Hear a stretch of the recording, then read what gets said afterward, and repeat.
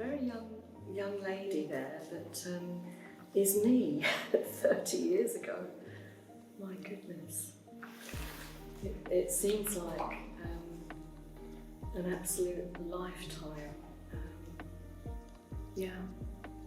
A wonderful, wonderful day. And I remember when I was deacon the year before, that was the culmination of a long journey, argument with God, saying, I really don't want to be ordained.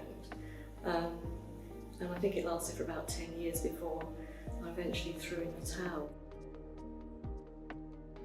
I was sitting in church, in our parish church, at the end of the service on Sunday morning. I was watching the choir process out with the clergy, and I heard a voice. The voice said, one day you'll be doing that. And I knew that was being a member of the clergy. I then spoke a couple of weeks later to our curate, who happened to be a deaconess, thinking, hoping that she would say, don't be silly. But she didn't. She said, oh gosh. She said, I was looking at you in church at the end of the service a few weeks ago, and I just had this really strong sense that God was going to do something with your life.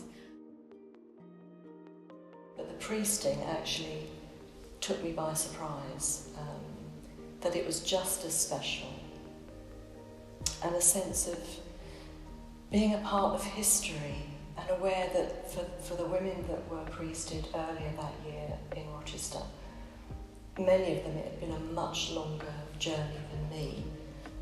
They'd been Church Army sisters, deaconesses, deacons, and now in 1994, everything changed. I remember feeling very privileged. I can still remember the weight of Bishop Michael Turnbull's hands when he laid them on my head. I'm sure it was heavier than the year before. I think he wanted me to feel the sense of that weight of responsibility, really. We forget just how radical this was, how life-changing. Just incredible to look back at all those memories and remember